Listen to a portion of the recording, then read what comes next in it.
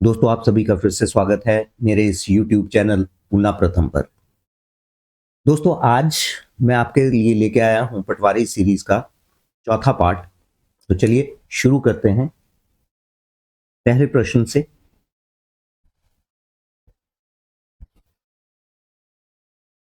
दोस्तों पहला प्रश्न है, शांति और स्थिरता के लिए गोल्ड मर्करी अंतर्राष्ट्रीय पुरस्कार 2025 किसने जीता या किसको दिया गया है?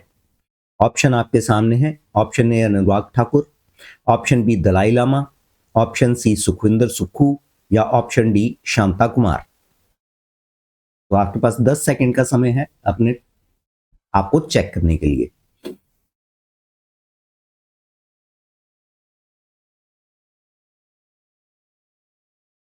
ठीक है, तो समय समाप्त होता है। देखते हैं कि आपका आंसर सही है।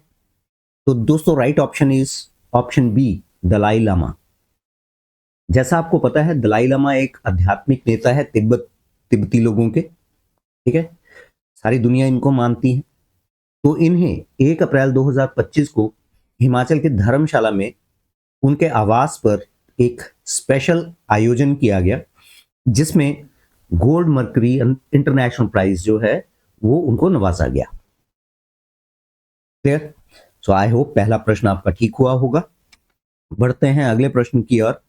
दूसरा प्रश्न है, 2025 में हिमाचल प्रदेश राज्य स्तरीय हिमाचल दिवस समारोह किस राज्य में किस स्थल पर आयोजित किया गया था? यहां पे राज्य कर दिया है, ये गलत है। किस स्थल पर आयोजित किया गया था? ऑप्शन है आपकी Hamirpur, option B Kalpa, option C Pangi, option D Shimla.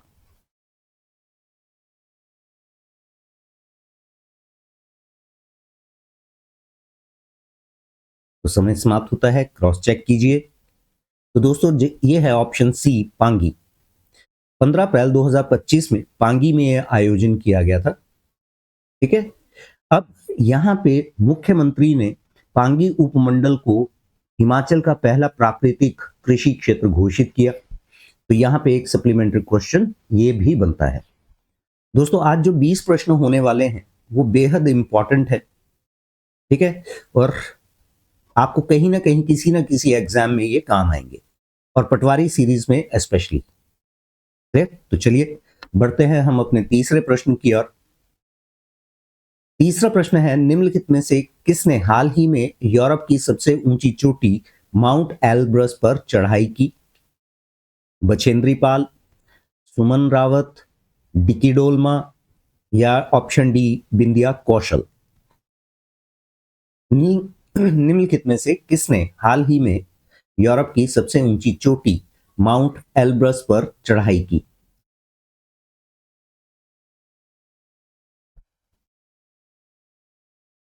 तो चलिए जानते हैं right answer. Right answer is option D Bindiya Kaushal. ठीक है, ये जो बिंदिया कौशल हैं ये हिमाचल प्रदेश पुलिस में कांस्टेबल के पद पर है। ठीक है, इन्होंने यूरोप की सबसे ऊंची चोटी माउंट एल्ब्रस पर अगस्त 2025 में विजय हासिल की।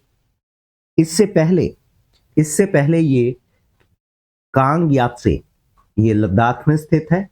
ठीक है, इस पर चढ़ाई की थी और रिकॉर्ड समय में की थी।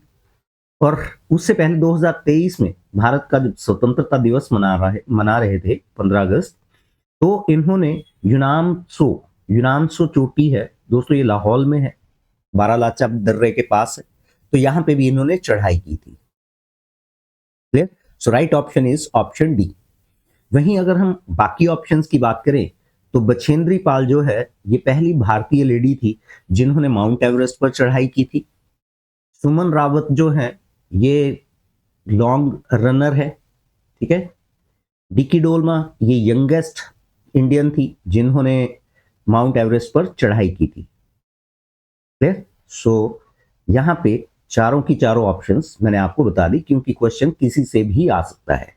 भारत की पहली लेडी पूछी जा सकती है, यंगेस्ट इंडियन गर्ल पूछी जा सकती है। ठीक है, सुमन रावत पूछी जा सकती है कि कौन सी खेल से संबंधित थी है, तो ये रनिंग से। ठीक है,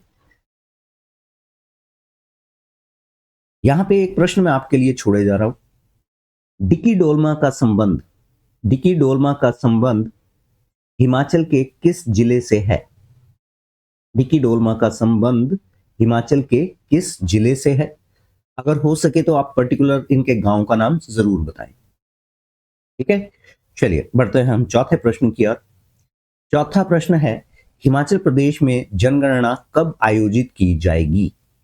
दोस्तों बहुत इंपॉर्टेंट क्वेश्चन है। हिमाचल में जनगणना यानी सेंसस कब आयोजित की जाएगी? आपकी ऑप्शन है, ऑप्शन ए 1 जनवरी 2026, ऑप्शन बी 1 अप्रैल 2026, ऑप्शन सी 1 अक्टूबर 2026 या ऑप्शन डी 1 अगस्त 2026।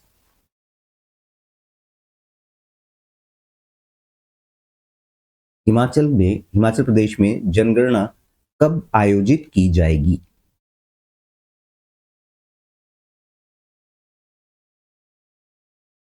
तो समय समाप्त हुआ। चलिए देखते हैं राइट आंसर। दोस्तों ये है 1 अक्टूबर 2026। ठीक है, हालांकि भारत में जो जनगणना है, सेंसस है, वो 2027 में होना है, लेकिन हिमाचल में क्योंकि बहुत सारे एरियाज ऐसे हैं जहां पे बर्फ पड़ जाती है, तो यहाँ पे वो सितंबर 2026 में शुरू होगी। लेकिन अगर हम इसकी जो गजटेड डेट की बात करें तो वो गजटेड डेट जो है 1 अक्टूबर 2026 होगी। क्लियर? वहीं राज्य के अन्य भागों में जो चरण 1 है यानी फेज 1, उसमें घरों की सूची बनाना होगा। ठीक है, अप्रैल 2026 से, और फिर दूसरा फेज जो होगा जनसंख्या गणना, वो मार्च 2027 से की जाएगी और इसे पूरा डिजिटलाइज करके डाटा कर बनाया जाएगा। सो हिमाचल में जनगणना जो है उसकी ऑफिशियल डेट जो है, गजटेड डेट जो है वो 1 अक्टूबर है, लेकिन जनगणना पहले ही शुरू हो जाएगी सितंबर में। ठीक, लेकिन हमारा ही जो ऑप्शन होगी हमेशा 1 अक्टूबर होनी चाहिए। दोस्तों बेहद इंपॉर्टेंट क्वेश्चन है, आई होप इसको आप मार्क करेंगे। चलिए बढ़ते हैं 5वें प्रश्न की ओर। 5वां प्रश्न है, दिसंबर 2025 के अनुसार हिमाचल प्रदेश का मुख्य सचिव कौन है? आपकी ऑप्शन है mister Sanjay Gupta, option B mister Prabodh Sinha, option C Vishal Kumar, option D mister Vijay Khanna. दिसंबर 2025 के अनुसार हिमाचल प्रदेश के मुख्य सचिव यानी चीफ सेक्रेटरी।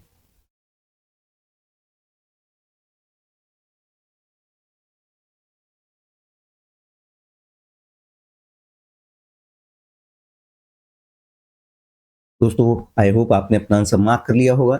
चेक करते हैं। ये हैं दोस्तों संजय गुप्ता। वर्तमान में हिमाचल के, ठीक है, एज ऑफ नाउ हिमाचल के, जिस दिन मैं ये वीडियो रिकॉर्ड कर रहा हूं, तो हिमाचल के जो चीफ सेक्रेटरी हैं ये मिस्टर संजय गुप्ता हैं। संजय गुप्ता 1988 बैच के आईएएस ऑफिसर हैं और इन्होंने 1 अक्टूबर 2025 को ये कार्यभार संभाला है। क्लियर? चलिए बढ़ते हैं अगले प्रश्न की ओर, छठे प्रश्न की ओर। हमारा छठा प्रश्न है, कौन सा चिड़ियाघर भारतीय हरित भवन परिषद IGBC Indian green building council से प्रमाणन प्राप्त करने वाला भारत का पहला चिड़ियाघर बन गया है? ऑप्शन ए राष्ट्रीय प्राणी उद्यान Delhi, second option, option B Arignar Anna प्राणी उद्यान चेन्नई, ऑप्शन सी नंदनकानन प्राणी उद्यान भुवनेश्वर या ऑप्शन डी दुर्गेश अरण्य प्राणी उद्यान कांगड़ा।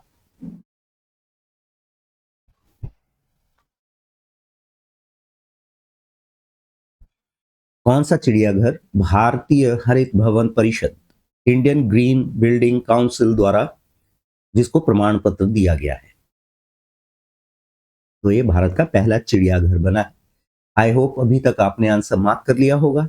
चेक करते हैं। यह है ऑप्शन डी दुर्गेश अरण्य प्राणी उद्यान कांगड़ा में। दोस्तों जैसा आप जानते हैं, हिमाचल ने टूरिज्म को अट्रैक्ट करने के लिए धर्मशाला यानी डिस्ट्रिक्ट कांगड़ा को कैपिटल बनाया है, टूरिज्म कैपिटल। तो उसी को टूरिज्म को अट्रैक्ट करने के लिए यहाँ पे दुर्गेश अरण्य प्राणी उद्यान यानी जू, एक चिड़ियाघर खोला जा रहा है और यहाँ पे इंडियन ग्रीन बिल्डिंग काउंसिल द्वारा इसको सर्टिफाइड किया गया है। ठीक है, तो ये भारत का पहला ऐसा चिड़ियाघर होगा जिसे आईजीबीसी ने सर्टिफाई किया है। डन। अब यहाँ पे 34 तरह के जो है बाड़े यानी अलग अलग वो कैटेगरीज जहां पे जानवरों को रखा जाएगा, तो यहाँ पे 619 करोड़ रुपए का बजट है। डन। यहाँ पे मैंने मेंशन किया हुआ है पर्यटन राजधानी के रूप में कांगड़ा की प्रतिष्ठा को और मजबूत करने के लिए है। तो दोस्तों यहाँ से कुछ सप्लीमेंट्री क्वेश्चंस भी निकलते हैं जिनको आपको ध्यान से पढ़ना चाहिए और उनको नोट डाउन करना चाहिए। ठीक है, ये जरूरी नहीं है कि क्वेश्चन जो है वो डायरेक्टली आ जाए, तो आपको इंटरप्रिटेशन करनी भी आनी चाहिए।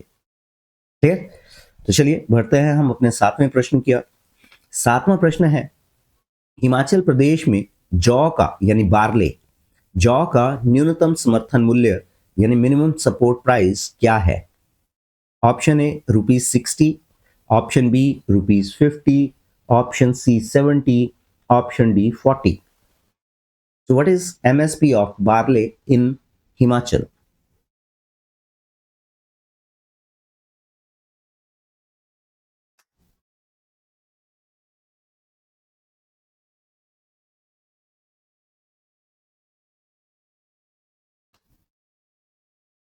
आई होप आपने अपना आंसर मार्क कर लिया होगा। चलिए देखते हैं। So the right answer is option A 60। यहां मैं ऑप्शन ए लिखना भूल गया हूं, तो प्लीज इसको नोट डाउन कर लीजिएगा। So right option is option A ₹60। ठीक है, इसके अलावा कुछ और फसलें हैं जहां पे हिमाचल देश का पहला राज्य बन गया है जो कि सबसे ज्यादा एमएसपी दे रहा है। क्लियर? यहाँ पे अगर हम गेहूं की बात करें तो यहाँ पे गेहूं, लेकिन ये नेचुरल है जिसमें केमिकल नहीं मिला होना चाहिए, तो उसका जो एमएसपी है वो 60 रुपए प्रति किलोग्राम है। मक्का की कीमत जो है वो 40 रुपए प्रति किलोग्राम है। कच्ची हल्दी 90 रुपए प्रति किलोग्राम है। इसके अतिरिक्त दूध पे हिमाचल देश का पहला ऐसा राज्य है जिसने दूध पे मिनिमम सपोर्ट प्राइस दिया है। ठीक है, जिसमें गाय का दूध जो है वो 51 रुपए प्रति लीटर और भैंस का दूध जो है वो 61 रुपए प्रति लीटर यहां पे एमएसपी निर्धारित किया गया है। क्लियर? सरकार का ये एम है कि वो किसानों की जो आय है उसको दुगना करे, तो इसके लिए हिमाचल ने एक स्कीम चलाई है जिसका नाम है राजीव गांधी प्राकृतिक खेती खुशहाल किसान योजना। डन? तो यहां पे नेचुरल फार्मिंग को बढ़ावा देने की ये एक कोशिश है। डन? सो आई होप अभी तक 7 के 7 प्रश्न आपके ठीक हुए होंगे। बढ़ते हैं हम अपने 8वें प्रश्न की ओर, और हमारा 8वां प्रश्न है again very important. Miss Winter Carnival 2025 Manali में जो आयोजित किया जाता है वहां पे खिताब किसने जीता है? ऑप्शन आपके सामने है। Option A Suhani Katoch, option B Pragati Sharma, option C Divya Kumari या option D Shreya Thakur. Question है मिस विंटर कार्निवल 2025 किसने जीता है?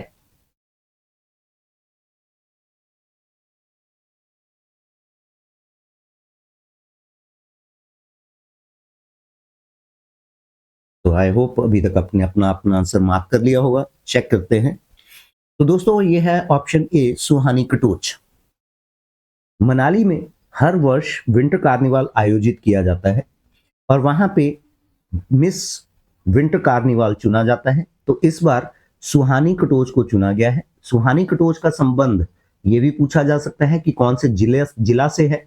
तो दोस्तों जिला है कांगड़ा। ठीक है, वहीं अगर हम ऑप्शन बी की ओर देखें प्रगति शर्मा, तो ऑप्शन बी यहां पे दिया हुआ है मिस हिमाचल 2025। मिस हिमाचल 2025 का जो खिताब है वो किसने जीता? वो जीता है प्रगति शर्मा ने। और श्रेया ठाकुर जो है फर्स्ट रनर अप रही हैं। क्लियर है? तो यहाँ पे दो प्रश्न तो हमारे यहाँ डायरेक्ट बनते हैं, मिस विंटर कार्निवाल और मिस हिमाचल। तो सुहानी कटोच जो है यहाँ पे मनाली विंटर कार्निवाल की विनर रही हैं, और वहीं ओवरऑल अगर मिस हिमाचल 2025 की बात करें तो यहाँ पे प्रगति शर्मा यहाँ पे विनर रही हैं। वहीं एक और आयोजन किया गया था, ठीक है, यहाँ पे आयोजन का नाम है आदिवासी रानी महोत्सव।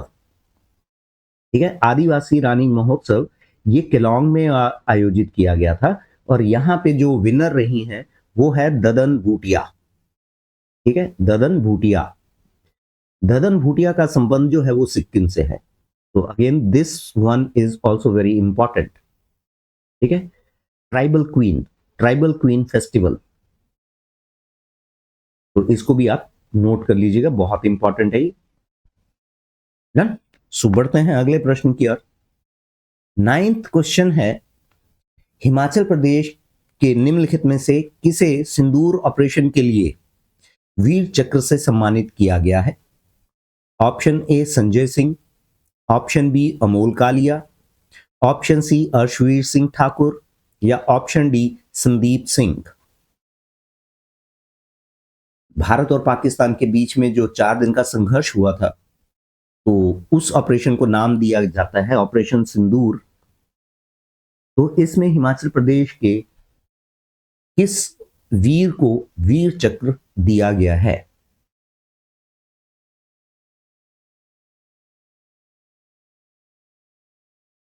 चलिए, आई होप आपने अपना आंसर मार्क कर दिया होगा।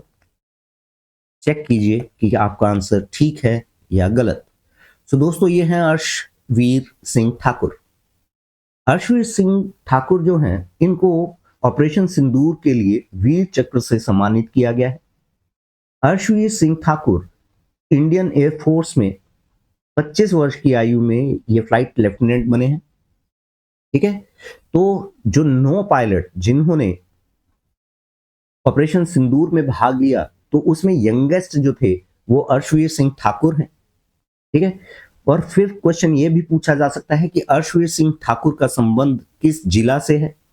तो जिला का नाम शिमला है, और पर्टिकुलर अगर पूछ लिया जाए तो शिमला जिले के जुब्बल के पास एक गांव है जाखोल। ठीक है, तो जखोल से इनका संबंध है। क्लियर? तो चलिए, आई होप ये चीज आपको सप्लीमेंट्री क्वेश्चन समझ में आए होंगे। बढ़ते हैं हम अपने 10वें प्रश्न की ओर, और हमारा 10वां प्रश्न है, हिमाचल प्रदेश से 2025 के राष्ट्रीय शिक्षक पुरस्कार के लिए किसे चुना गया है? ऑप्शन आपके सामने है। Option A Shashi Paul, option B Kamlesh Sharma, option C Vinay Kumar, option D Vishal Kumar. Himachal Pradesh से 2025 के राष्ट्रीय शिक्षक पुरस्कार के लिए किसे चुना गया है?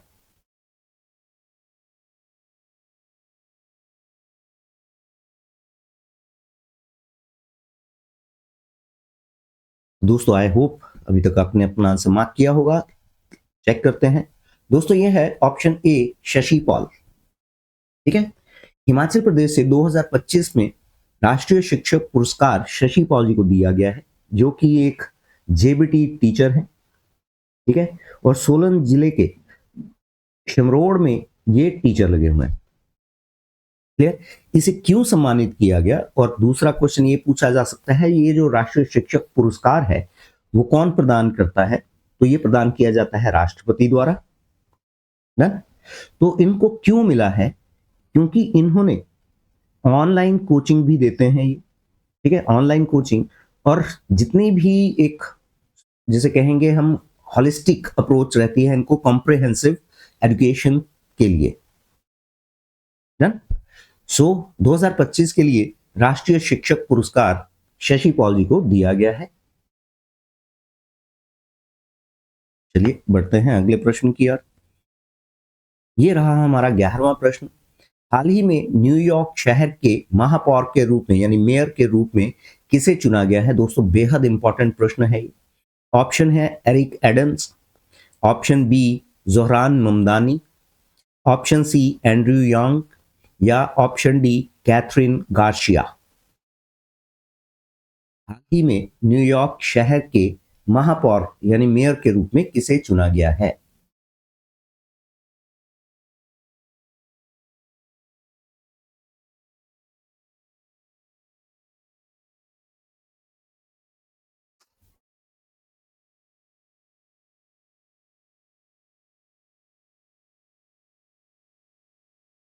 तो आई होप आपने अभी तक अपना आंसर मार्क कर दिया होगा। Right option is Zohran Mamdani. ठीक है, जोहरान ममदानी दोस्तों ये बेहद जो ये this person is very famous in USA right now.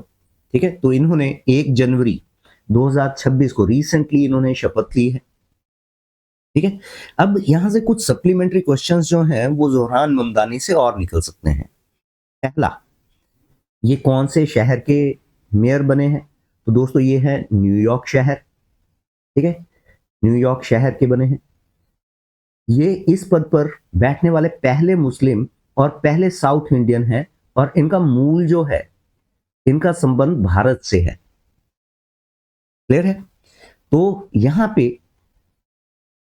अगला क्वेश्चन क्या निकला कि इन्होंने निम्नलिखित में से किसकी शपथ ली है?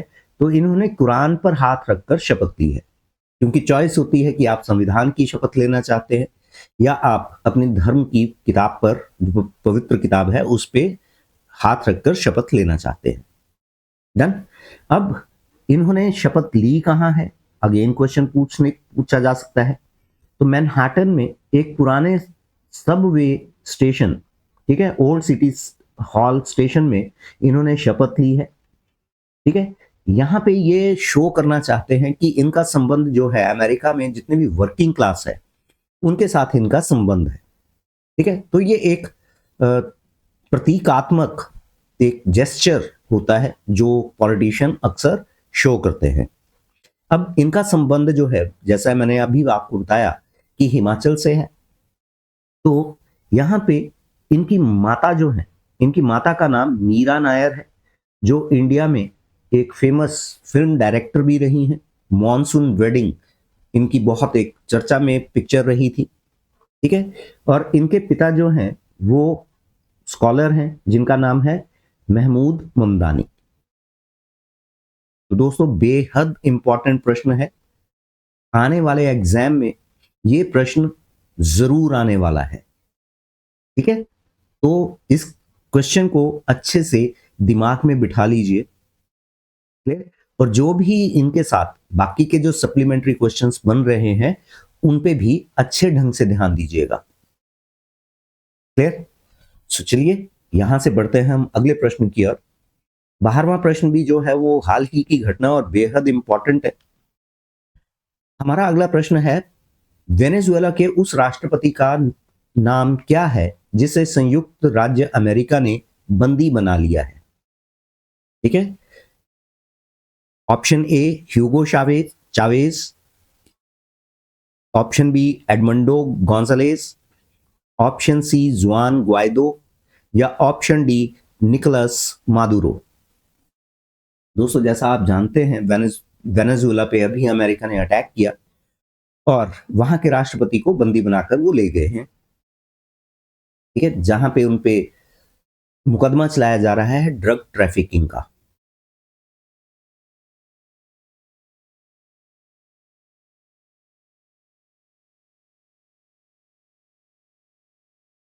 तो आई होप अभी तक आपने आंसर मार्क कर लिया होगा, क्योंकि again this is very very very important question. तो आने वाले समय में ये भी प्रश्न जो है वो आने वाला है। तो चलिए देखते हैं इसका राइट आंसर। आई होप अभी तक आपने आंसर मार्क कर लिया होगा। So right option is option D Nicolas Maduro. ठीक है, निकोलस मादुरो जो है ये वेनेजुएला के राष्ट्रपति थे जिनको वर्तमान में अमेरिका ने बंदी बना लिया है। ठीक है, कुछ और प्रश्न देख लेते हैं वेनेजुएला से संबंधित कि जो आने की उम्मीद है। तो क्योंकि वेनेजुएला पे अटैक हुआ तो यहाँ की जो कैपिटल है वो पूछी जा सकती है, तो वेनेजुएला की जो राजधानी है वो कराकस। डन। अब ये अटैक हुआ क्यों? दोस्तों ट्रंप जो है वो नेचुरल रिसोर्सेज को कंट्रोल में लेना चाहते हैं, और वेनेजुएला के पास दुनिया का सबसे बड़ा कच्चा तेल का भंडार है। ठीक है, सो लार्जेस्ट ऑयल रिजर्व्स जो है वो वेनेजुएला में है, और अमेरिका उस पर कब्जा करना चाहता है। क्लियर? सो ये सारे के सारे पॉइंट्स जो हैं ये बेहद इंपॉर्टेंट है। देन मारिया कोरिना मचाडो, इनको 2025 में नोबेल शांति पुरस्कार दिया गया है। अगेन इनका संबंध जो है वो भी वेनेजुएला से है। और मारिया कोरिना मचाडो, ये इनको प्राइज दिया गया है वेनेजुएला की जो राष्ट्रपति थे निकोलस मादुरो, जिन पे ये अक्सर इल्जाम लगते हैं कि उन्होंने अपोजिशन या एक तानाशाही रवैया अपनाया हुआ है, तो इसीलिए इनको नोबेल पीस प्राइज दिया गया, और ये विपक्ष की नेता है। क्लियर? तो ये बहुत बेहद इंपॉर्टेंट प्रश्न है जो इस इवेंट के साथ जुड़े हुए हैं। क्लियर? कैपिटल हो गई, रीजन क्या था, तो उससे एक प्रश्न निकल के आता है। सेकंड, फिर उसके बाद ये जो मारिया कोरिना मचाडो है, अगेन ये काफी पेपर्स में इसका उल्लेख ऑलरेडी हो चुका है। तो मारिया कोरिना मचाडो, इनको नोबेल पीस प्राइज दिया गया है। डन। तो ये प्रश्न जो है वेनेजुएला के साथ जो है वो बन रहे हैं। दोस्तों अगर आप चाहते हैं कि ये अटैक क्यों हुआ, आप इस पे इसको डिटेल में जानना चाहते हैं, तो आप मुझे कमेंट बॉक्स में यस करके आप लिखें कि आप चाहते हैं कि मैं इस पे एक वीडियो अलग से बनाऊं। तो अगर आप चाहते हैं कि मैं इस पे वीडियो बनाऊं, तो आप यस करके कमेंट बॉक्स में आप जरूर लिखिएगा। ठीक है, चलिए बढ़ते हैं अगले प्रश्न की ओर। 13वां प्रश्न है, सुल्तान अजलान शाह कप 2025 किस देश ने जीता? Option A Bharat, option B Pakistan, option C Malaysia, या ऑप्शन डी बेल्जियम। दोस्तों यहां से कुछ सप्लीमेंट्री क्वेश्चन और भी निकलेंगे जिनका अभी हम उल्लेख करेंगे, पहले आप इस प्रश्न को ट्राई कर लीजिए।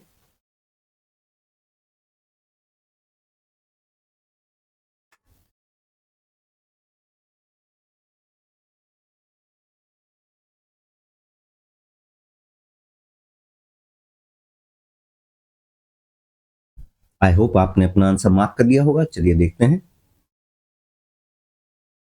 तो दोस्तों right option is option D, Belgium.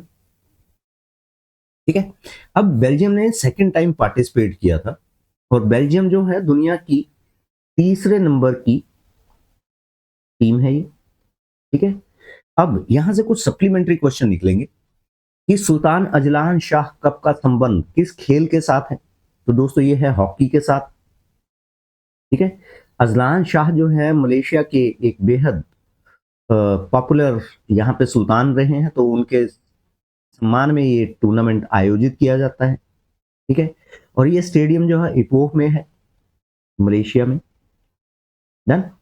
अब यहाँ पे बेल्जियम ने भारत को 1-0 से हराया, और पहली बार ये प्रतिष्ठित जो पुरस्कार है, खिताब है, वो अपने नाम किया है। वहीं अगर हम भारत की बात करें तो भारत इस टूर्नामेंट को 5 बार जीत चुका है। लेकिन अगर हम लास्ट टाइम देखें तो 15 वर्ष पहले 2010 में साउथ अफ्रीका के साथ जॉइंटली ये जीता गया था। क्लियर? उसके बाद ऑस्ट्रेलिया ने पार्टिसिपेट करना शुरू किया था। ठीक है, और यहीं से अगला क्वेश्चन जो है यहां से निकलता है कि सुल्तान अजलान शाह कप सबसे ज्यादा बार किस टीम ने जीता है? तो ऑस्ट्रेलिया की टीम ने ये 10 बार खिताब जीता है। क्लियर? तो कुछ सप्लीमेंट्री क्वेश्चंस जो हैं यहां से और निकलते हैं। ठीक है जी, चलिए बढ़ते हैं अगले प्रश्न की ओर। 14वां प्रश्न है, हाल ही में कर्नाटक के किस स्थान पर भारत का दूसरा सैंडलवुड लेपर्ड तेंदुआ? Option A Vijayanagar, option B Mysuru, option C Belagavi, या ऑप्शन डी कलबुर्गी? हाल ही में कर्नाटक के किस शहर में, किस जिले में भारत का दूसरा सैंडलवुड लेपर्ड देखा गया है?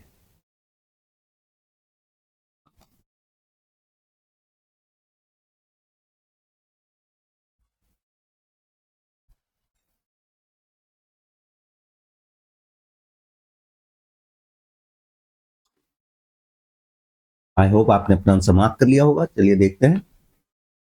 Right option is Vijayanagar. ठीक है, option A Vijayanagar is the right option. ठीक है दोस्तों, ये सैंडलवुड लेपर्ड जो है ये हल्का गुलाबी होता है। ठीक है, इसका रंग जो है चंदन की तरह होता है सैंडलवुड, तो इसीलिए इसको ये नाम दिया गया है सैंडलवुड लेपर्ड। क्लियर? और इस पे हल्के भूरे रंग के धब्बे हैं। ठीक है, अब यहां पे क्योंकि इसका रंग हल्का सा जो है वो पिंक है और वो चंदन की तरह यानी सैंडल की तरह दिखता है, तो इसीलिए इसका नाम दिया गया है। ठीक है, अब इंटरनेशनली अगर हम कहें तो इसे स्ट्रॉबेरी तेंदुआ भी कहते हैं, स्ट्रॉबेरी लेपर्ड। क्लियर? ये भारत में दूसरी बार देखा गया है। ठीक है, दूसरा यहां पे प्रश्न में भी है। अब यहां से प्रश्न उठता है कि पहला कौन सी कहां देखा गया था? तो दोस्तों पहला देखा गया था राजस्थान में। ठीक है, तो दो जगहें ऐसी हैं, स्पॉट हुई हैं जहां पे ये सैंडलवुड लेपर्ड देखा गया है। तो पहला राजस्थान और दूसरा हाल ही में कर्नाटका में। Done. So again very important question. बढ़ते हैं 15वें प्रश्न की ओर। 15वां प्रश्न है, विंबलडन 2025 का विजेता कौन है? दोस्तों जैसा आप जानते हैं विंबलडन जो है वो ग्रैंड स्लैम टूर्नामेंट है और इसका संबंध टेनिस के साथ है, लॉन टेनिस के साथ। तो ऑप्शन आपके सामने है। Option A Jannik Sinner, option B Roger Federer, option C Arthur Ashe, option D Carlos Alcaraz. Wimbledon 2025 का विजेता कौन है?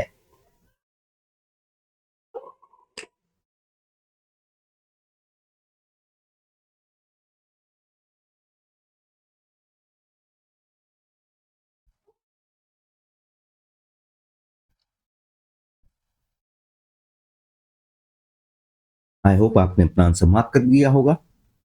चेक करते हैं। तो right option is option A Jannik Sinner. दोस्तों पुरुष एकल यानी मेन सिंगल में जो विनर रहे हैं वो जेनिक सिनर है और इनका संबंध इटली से है। जेनिक सिनर ने कार्लोस अल्कराज को, ठीक है, अल्कराज को हराया। ये इटली के पहले खिलाड़ी बने हैं जिन्होंने ये टूर्नामेंट जीता है। क्लियर? तो यहां से ये भी बेहद इंपॉर्टेंट हो जाता है। वहीं अगर हम विमेन सिंगल्स की बात करें, महिला एकल की बात करें, तो इसकी जो विजेता है वो ईगा स्वाइतेक बनी है। ठीक है, और इन्होंने अमांडा अनिसमोवा को हराया है। तो जितने भी ग्रैंड स्लैम टूर्नामेंट है जिनमें विंबलडन शामिल है, यूएस ओपन शामिल है, ऑस्ट्रेलियन ओपन शामिल है और फ्रेंच ओपन शामिल है। दोस्तों ये चार टूर्नामेंट्स को आपको हर हालत में मेल और फीमेल विनर आपको याद रखने हैं, क्योंकि इनसे एक प्रश्न पूछा ही जाएगा। ठीक है, और जितने भी एग्जाम होते हैं उसमें एक एक नंबर जो होता है वो मैटर करता है। क्लियर? सो ये चारों के चारों विजेता आपको याद होने चाहिए। क्लियर? यहां पे एक प्रश्न मैं आपके लिए और छोड़ के जा रहा हूं। जैसा मैंने बताया इन चारों टूर्नामेंट्स को, जितने भी चारों टूर्नामेंट्स की मैंने बात की, इनको ग्रैंड स्लैम टूर्नामेंट बोला जाता है।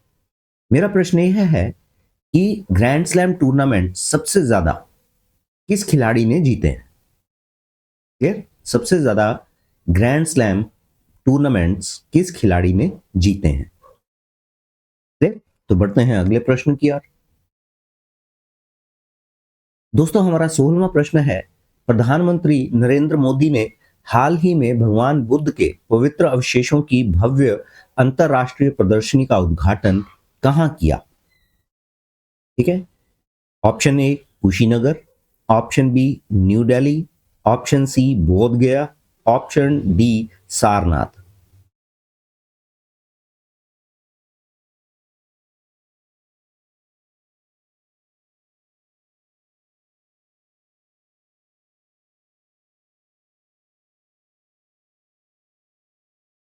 प्रधानमंत्री नरेंद्र मोदी ने हाल ही में भगवान बुद्ध के पवित्र अवशेषों की भव्य अंतर्राष्ट्रीय प्रदर्शनी का उद्घाटन कहाँ किया? तो आई होप अभी तक आपने अपना अपना आंसर मार्क कर लिया होगा। तो चलिए चेक करते हैं। तो ये है दोस्तों न्यू दिल्ली। प्रधानमंत्री ने दिल्ली स्थित दिल्ली के राय पिथोड़ा सांस्कृतिक परिसर में भगवान बुद्ध से संबंधित पिपरहवा, ठीक है, पिपरहवा के पवित्र अवशेषों की भव्य अंतर्राष्ट्रीय प्रदर्शन का उद्घाटन किया और इसका जो शीर्षक है वो है प्रकाश और कमल, यानी ज्ञान प्राप्त व्यक्ति के अवशेष। ठीक है, ये टाइटल है, प्रकाश और कमल ज्ञान प्राप्त व्यक्ति के अवशेष, ये टाइटल है। दोस्तों जैसा कि आप में से बहुत सारे लोग जानते होंगे, पिपरहवा जो है ये यूपी में है और यहां से भगवान बुद्ध के बहुत सारे अवशेष मिले थे जो वो चीजें यूज करते थे। ठीक है, जो चीजें उनके साथ संबंधित हैं तो वो जो है वो पिपरहवा में मिले थे। तो इसीलिए इनको ये भी क्वेश्चन आ सकता है कि पिपरहवा के जो अवशेष हैं उनका संबंध किसके साथ है? तो ये है भगवान बुद्ध के साथ। डन।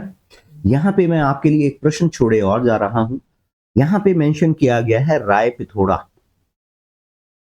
मेरा प्रश्न यह है कि भारत के इतिहास में राय पिथोड़ा किसे कहा जाता है? ठीक है, ये नाम है, ठीक है, ये नाम किस महान व्यक्ति के को दिया गया था?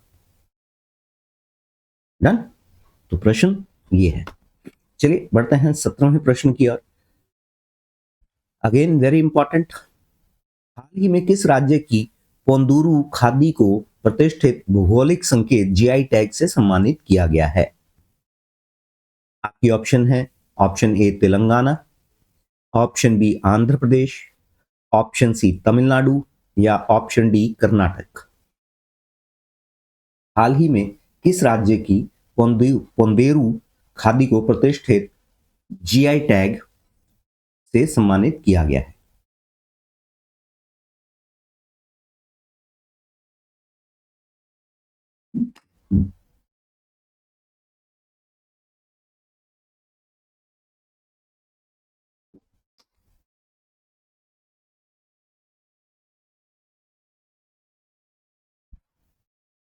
दोस्तों समय समाप्त होता है। चलिए देखते हैं राइट आंसर। तो दोस्तों ये है आंध्र प्रदेश। ठीक है, ये जो पोंदेरू खादी है इसको जीआई टैग रिसेंटली मिला है और इसकी खास बात क्या है? ये जो सूती कपड़ा है ये हाथ से बनाया जाता है, ठीक है, और पहाड़ी कपास से बनता है जिसको पन्नासा कॉटन बोलते हैं। ठीक है, पन्नासा कॉटन। तो यहां से ये भी बेहद इंपॉर्टेंट एक सप्लीमेंट्री क्वेश्चन बनता है। जैसे मैंने यहाँ पे मेंशन किया है, इसे हाथ से काता और बुना जाता है और यहाँ पे जो बनाया जाता है इसमें बड़ी ही एक माइक्रो लेवल की बनावट की जाती है और अपनी इसी महीन यानी माइक्रो लेवल बनावट के लिए ये प्रसिद्ध है। वहीं अगर हम इतिहास की बात करें तो महात्मा गांधी ने अपने जब मूवमेंट चलाई थी जहां पे उन्होंने विदेशी कपड़ों को त्यागने की बात की थी और खादी को अपनाने की बात की थी 1920 में, ठीक है, तो यहाँ पे जो स्वदेशी आंदोलन चलाया था इन्होंने, तो वहां पे यंग इंडिया जो उन्होंने एक मैगजीन चला रखी थी तो उस जर्नल में भी इसकी तारीफ की थी। तो ऐतिहासिक रूप से भी इसका एक महत्व है। ठीक है, और हमारे जो वर्तमान में आने वाले एग्जाम हैं तो उनमें भी ये प्रश्न पूछा जा सकता है। क्लियर? सो आई होप दोस्तों अभी तक 17 के 17 प्रश्न जो हैं वो आपके ठीक हुए होंगे, क्योंकि आप तैयारी कर ही रहे हैं, तो मैं ये मान के चलता हूं कि आप करंट अफेयर्स पे भी अच्छी पकड़ रखते होंगे। तो जब ये वीडियो समाप्त हो तो आपके कितने प्रश्न ठीक हुए हैं आप उनको कमेंट बॉक्स में जरूर मेंशन कीजिएगा, ठीक है। ये जो आपके जो कमेंट्स होते हैं ये हमें और एनकरेज करते हैं कि हम इस तरह के वीडियोस आपके लिए और लेके आए, ठीक है। तो चलिए बढ़ते हैं अगले प्रश्न की ओर। हमारा 18वां प्रश्न है, ऑपरेशन सागर बंधु का प्राथमिक उद्देश्य क्या है। यहां पे था होना था। ऑपरेशन सागर बंधु का प्राथमिक उद्देश्य क्या था, इसमें ये कर लीजिएगा। ऑप्शन ए समुद्री डकैती को रोकना, ऑप्शन बी हिंद महासागर क्षेत्र Indian Ocean region IOR Indian Ocean region के देशों को चिकित्सा सहायता, खाद्य सामग्री और आपदा राहत प्रदान करना, या ऑप्शन सी समुद्र के नीचे इंटरनेट केबल बिछाना, या ऑप्शन डी दूसरे देशों के साथ संयुक्त सैन्य युद्ध अभ्यास करना। चार ऑप्शन आपके सामने हैं। तो ऑपरेशन सागर बंधु,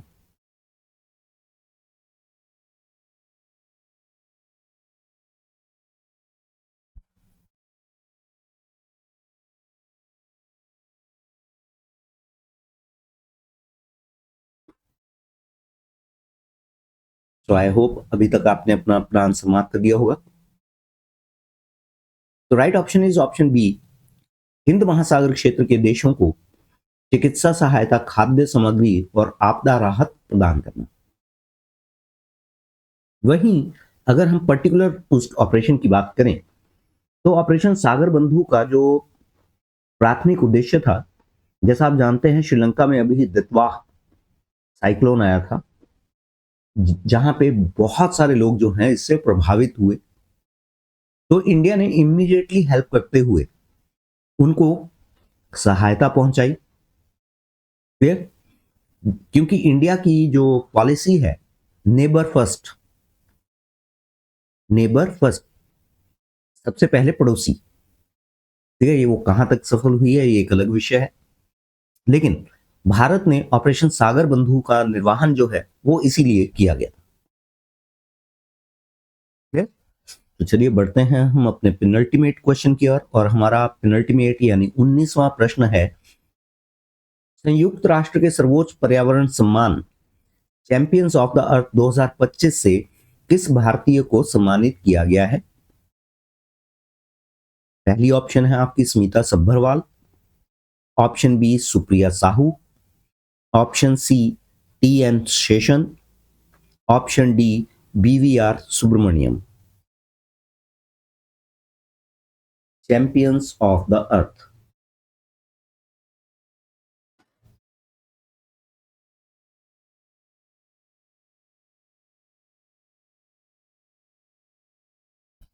आई होप आपने अपना आंसर मार्क कर लिया होगा। चलिए देखते हैं आपका आंसर ठीक है या गलत। तो ये है ऑप्शन बी सुप्रिया साहू। दोस्तों सुप्रिया साहू जो है उनको 2025 का चैंपियंस ऑफ द अर्थ इस अवार्ड से सम्मानित, प्राइज से सम्मानित किया गया है। ये तमिलनाडु में आईएएस ऑफिसर हैं, ठीक है। इन्होंने पर्यावरण को सशक्त करने के लिए लोगों को इंस्पायर किया है, ठीक है, ताकि प्लास्टिक का जो पोल्यूशन है उसको कम किया जा सके, ठीक है। तो हर तरह के पोल्यूशन को कम किया जा सके, इसके लिए लोगों को मोटिवेट किया है, इंस्पिरेट किया है, इंस्पिरेशन दी है, ठीक है। तो उनके इसी प्रेरणा और कार्यवाही के लिए, ठीक है, एक जो यूनाइटेड नेशन एनवायरमेंट प्रोग्राम है यानी यूएनईपी, ये एक अलग अलग कैटेगरीज में ये प्राइज दिया जाता है, ठीक है। चैंपियंस ऑफ द अर्थ अलग अलग कैटेगरीज में दिया जाता है पर्यावरण के लिए। तो इंस्पिरेशन एंड एक्शन कैटेगरी में इनको ये प्रतिष्ठित पुरस्कार दिया गया है। अब यहाँ पे दोस्तों कुछ सप्लीमेंट्री क्वेश्चन निकलते हैं। पहला, ये जो चैंपियंस ऑफ द अर्थ पुरस्कार है ये किस क्षेत्र में दिया जाता है। तो दोस्तों पर्यावरण में दिया जाता है, यानी एनवायरमेंट प्रोटेक्शन के लिए दिया जाता है। डन। तो पहला सप्लीमेंट्री क्वेश्चन ये है। अगला सप्लीमेंट्री क्वेश्चन ये है कि ये जो Champions of the Earth Prize दिया जाता है, ये किसके द्वारा दिया जाता है? तो ये दिया जाता है यूनाइटेड नेशंस एनवायरनमेंट प्रोग्राम द्वारा, यूएनईपी। क्लियर? तो यहां तक हम पहुंच चुके हैं अपने आखिरी प्रश्न पे, और हमारा आखिरी प्रश्न है, हाल ही में जारी महिला शांति और सुरक्षा सूचकांक 2025-26 की नवीनतम रिपोर्ट के अनुसार 181 देशों की सूची में भारत को कौन सा स्थान प्राप्त हुआ है? 10वां, 50वां, 128वां या 131वां?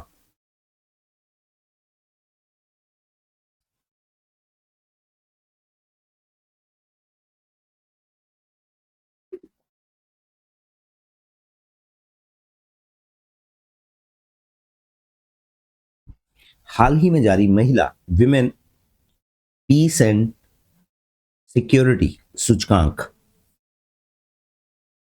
सो यहां पे सर्वे ये किया जाता है, तो इसमें भारत को 131वां स्थान मिला है।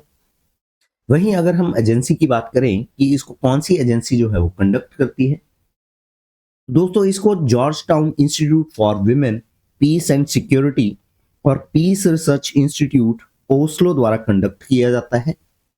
यहाँ पे जो पैरामीटर्स रखे हुए हैं इन्होंने, समावेशन, न्याय और सुरक्षा, यानी ओवरऑल जस्टिस एंड सिक्योरिटी के आधार पर महिलाओं की स्थिति का आंकलन किया जाता है। और इस बार इस सर्वे में 181 देशों को शामिल किया गया था। वहीं जहां प्रथम स्थान जो है वो डेनमार्क को मिला है और भारत का स्थान 131वां है। तो आप देख सकते हैं कि भारत की स्थिति पूरे वर्ल्ड के हिसाब से क्या है। क्लियर?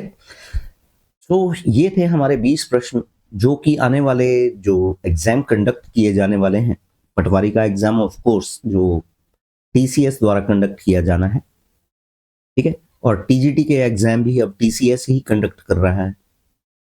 दोस्तों पहले क्या होता था कि जहां पे एग्जाम एक ही होता था, रिटर्न होता था, तो एक दिन में होता था, लेकिन अब जो है वो कंप्यूटर बेस्ड होगा। तो कंप्यूटर बेस्ड होगा तो अलग अलग शिफ्ट में होगा, तो आपको ये मान के चलना पड़ेगा कि क्वेश्चंस जो हैं वो सभी को एक जैसा नहीं आएगा। तो इसलिए हमें सारे के सारे जो भी टॉपिक आप तैयार कर रहे हैं पूरी डिटेल में उनको कीजिए, ताकि आपको ये डर ना रहे कि कौन सा प्रश्न किस शिफ्ट में पूछा जाएगा, क्योंकि एक दिन में 3 शिफ्ट होती हैं। क्लियर? सो चलिए यहां हमारा समाप्त करते हैं हम अपना आज का वीडियो। आपको ये वीडियो कैसा लगा आप कमेंट बॉक्स में आप अपने जो राय है वो उसको जरूर दीजिए। यदि अगर अच्छा लगा हो तो आप अपने दोस्तों के साथ इसको शेयर कीजिए और लाइक का बटन दबाएं। डन? और कमेंट बॉक्स में आपके कितने प्रश्न ठीक हुए हैं उसको जरूर मेंशन कीजिएगा, ठीक है? उससे हमें भी ये रहता है कि जो हमारे स्टूडेंट्स हैं वो अच्छे ढंग से तैयारी कर रहे हैं और जो हम वीडियोस बना रहे हैं उसको सीरियसली ले रहे हैं। तो चलिए आज का वीडियो यहीं तक। I wish you all the best. God bless you. Thank you.